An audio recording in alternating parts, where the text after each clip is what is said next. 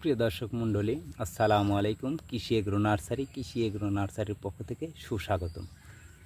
তে বাড়িটু পটলের চারা আমরা কিভাবে তৈরি করেছি, কিভাবে কাটিং করেছি, কিভাবে লতা কেটেছি, কিভাবে চারাটা পলি ব্যাগের ভিতরে মাটি ভরে চারা তৈরি করেছি, তে আপনাদের পরিচিত মুখ, চেনা মুখ আমিরুল ভাইয়ের কাছ থেকে সেটা আমরা জানবো। আসসালামু আলাইকুম ভাই। আমিরুল ভাই, আসসালাম ভাই, ভালো আছেন না? হ্যাঁ জি, আলহামদুলিল্লাহ ভালো আছি। আপনি ভালো আছেন ভাই? হ্যাঁ আলহামদুলিল্লাহ ভালো। তো ভাই, আপনি যদি বলতেন যে আসলে এই চারাটা কিভাবে আপনার তৈরি করা হয়েছে, কিভাবে এই লতাটা সর্বপ্রথমে আপনার বাছাইকৃত করলেন, যে এটা তো হচ্ছে আপনার পুরুষ মহিলা আলাদা আলাদা করা বলতেছেন যেহেতু চারা, তাহলে কিভাবে এটা আপনি চিহ্নিত করলেন? আমরা তো মূলত জমি থেকে লতা কেটে এনে চারা করি, জি, মানে চাষা করা থাকে। আর পটলের ক্ষেত্রে কোনো ধরনের দুই নাম্বারই করা সম্ভব না। হ্যাঁ হ্যাঁ, অনেক দেখা যাচ্ছে একটা কৃষক এত আশা করে আপনার কাছ থেকে চারা নিল, সে চারা নিয়ে যদি ধরা খায় তাহলে আপনার কাছে তো দ্বিতীয়বার যোগাযোগ করবে না এবং গালাগালি পারবে। সেই জন্য সেই সিস্টেমে আর কি কিভাবে কি করলেন যদি বলতেন। আপনার হচ্ছে পটলের ক্ষেত্রে বহু ধরনের জাত থাকে, এক হচ্ছে লম্বা জাত, এক হচ্ছে খাটো জাত। জি, তে আমরা যখন লতা কাটি জমিতে, জি জি, লতা কাটার সময় পুরুষ গাছ ধরেন 1 বিঘা জমি রোপণ করলে দেখা যায় 30 থেকে 40টা পুরুষ চারা রোপণ করলে এনাফ, অর্থাৎ একটা মাচাতে 2টা পুরুষ চারা রোপণ করলেই এনাফ। জি, তে এই পুরুষ চারা যখন ওই 2টা যে আমরা ফুল দেখি, প্রথমে পুরুষের ফুলে শুধু ফুল হবে, ওটাতে কোনো ফল আসবে না, কোনো শুধু ফুল। ধরনের ফল আসবে না। হ্যাঁ, তখন আমরা ওই ফুল দেখে গাছের গোড়াটা কেটে তারপরে লতাটা আলাদা করে নিই, মানে পুরুষ গাছটা। হ্যাঁ হ্যাঁ, আর মেয়ে গাছের সংখ্যা তো বেশি থাকে, সেক্ষেত্রে মেয়ে গাছের আমরা ওই যে পুরা জমি মেয়ে থেকে গেল, হ্যাঁ হ্যাঁ, ওটার ভিতরে তো কোনো পুরুষ নাই, শুধু খালি মেয়েই থাকলো, শুধু মেয়েই থাকলো, তখন আমরা লতা পুরা দমে 100টি কেটে তারপর আমরা শুধু মেয়ে চারা করি। আচ্ছা, মেয়ে চারা, সেই চারাটা একটু যদি দেখাইতেন আমাদের। এইগুলো সম্পূর্ণ মেয়ে চারা, এই যে মেয়ে চারা প্যাকেটটা। হ্যাঁ, আচ্ছা, এই লতাটা শুধু কেটে ওর ভিতরে বসাই দিছেন না কোনো রিং টিং করা আছে ভাই? না, বলতেন এটা যদি। রিং করে আছে, কারণ হচ্ছে রিং করা চারাটা গ্যারান্টি যুক্ত থাকে।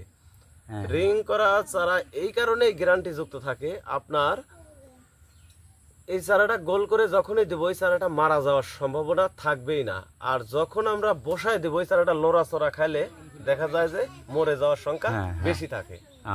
আচ্ছা, এই চারাটা আপনারা হচ্ছে গান কিভাবে রোপণ করেন?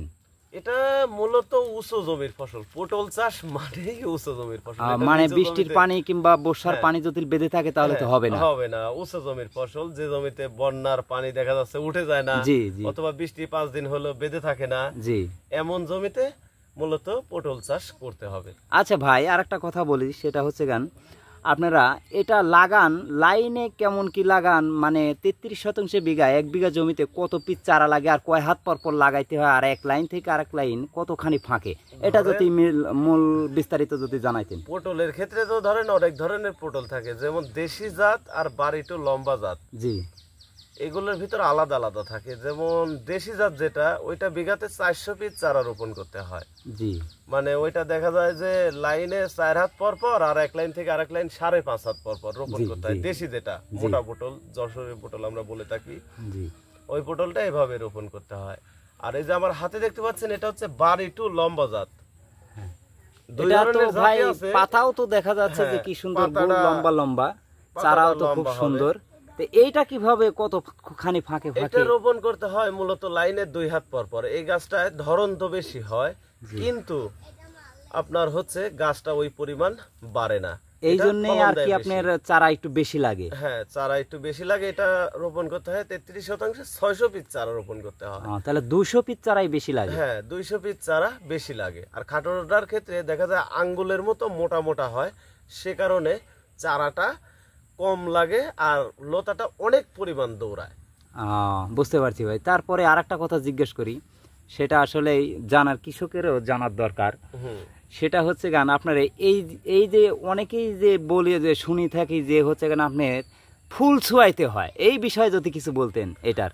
হ্যাঁ, ফুল ছোঁয়ানির পটলও আছে, ফুল ছোঁয়ানি পটল আছে, যেটা আমরা বাড়ি 1 নামে যেটা চিনি, এটা তো বাড়ি 1 উন্নত জাত। তে বাড়ি 1 নামের যে পটলটা ওইটার ফুল ছয়তে হয় আর বাড়ি 2 তে ফুল ছয়তে হয় না। এটা কি বাতাসে পরাগান হয় না বাতাসে পরাগান ভুমরে? পুরুষ লাগাইতে হয়, শতকরা আপনার 8% 10% পুরুষ চারা রোপণ করতে হয়, কিন্তু পরাগায়ন করতে হয় না। তো সুপ্রিয় দর্শক মণ্ডলী, আপনারা শুনলেন আমিরুল ভাইয়ের কাছ থেকে যে এই বাড়িটু লম্বাজাত পটলের কিভাবে রোপণ করবেন, কিভাবে আপনারা তৈরি করবেন, হচ্ছে গাছ রোপণ করার পরে কিভাবে লাগাতে হবে সেটাও জানলেন। তো সুপ্রিয় দর্শক মণ্ডলী, আপনারা যদি মনে করেন যে কৃষি এগ্রো নার্সারি থেকে বাছাইকৃত করে মেল ফিমেল আলাদা আলাদা করে বাছাই করা চারা যদি আপনারা সংগ্রহ করতে চান, তাহলে কৃষি এগ্রো নার্সারি থেকে যোগাযোগ করবেন এবং স্ক্রিনে দেওয়া যে নাম্বার থাকবে সেই নাম্বারে যোগাযোগ করবেন। সুস্থ থাকবেন, ভালো থাকবেন। আসসালামু আলাইকুম।